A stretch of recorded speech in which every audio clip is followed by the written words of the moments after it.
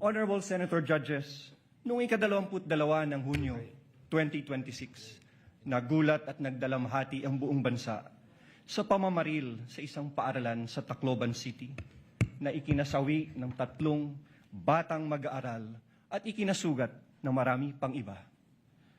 Ang mga salarin, mga minor de edad, sa kabila ng kanilang murang edad, agad na pumilos ang mga otoridad upang ipatubad ang mga umiiral na batas.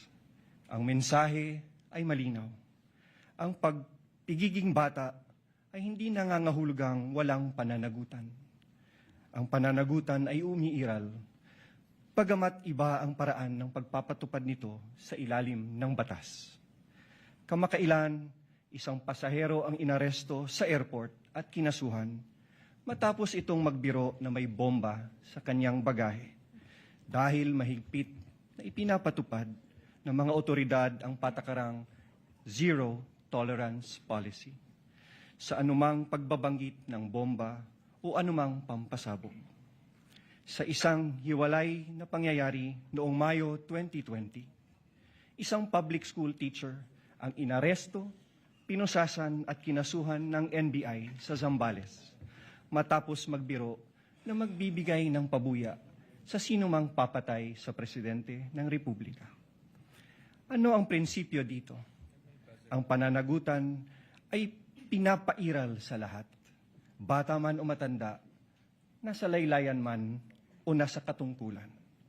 The prosecution comes before you today to present evidence for Article 4, establishing that Vice President Sara Zimmerman Duterte committed acts that betrayed the public trust, committed culpable violation of the Constitution, committed high crimes, in publicly admitting through a live broadcast that she contracted someone to assassinate the President, the First Lady, and the former House Speaker. We acknowledge the burden of this trial on the senator judges as well as the Filipino people. But it is a duty that we must discharge together, lest the public come to believe that threatening public officials and fostering a culture of impunity are conduct that may be tolerated or condoned, especially coming from the second highest official of the land. Ang mga kilos at salita ng Vice Presidente ay hindi dapat ituring na simpleng krimen sa ilalim ng batas, kundi tuwirang paglabag sa saligang batas. Kaya ang paglilitis na ito ay mahalagang mekanismong itinakda upang tiyakin na ang kapangyarihan ay laging may kaakibat na pananagutan. Accountability must apply to all or none at all.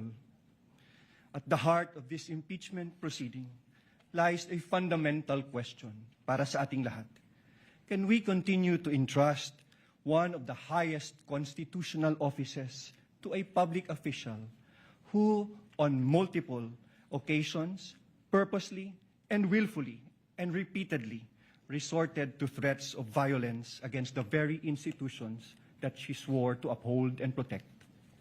The evidence presented in this article are not just derived from testimonies and authenticated documents, but from the Vice President's own words, own conduct, her very own public admissions.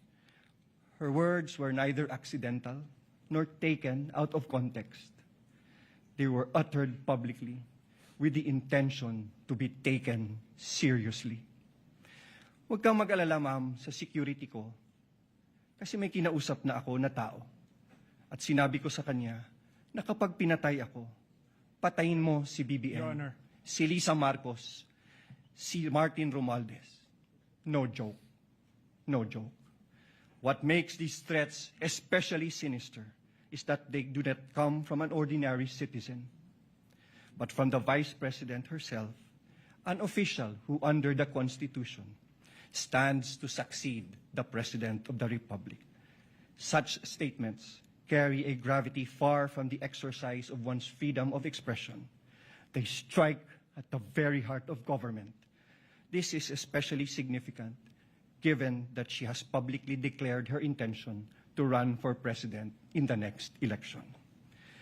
What values do we expect from those who occupy the highest office in the land? Delicadeza, palabra de honor, integrity, and loyalty to your oath of office. These are not outdated ideals. They are the foundations of honorable public office. Maraming salamat po, Your Honors.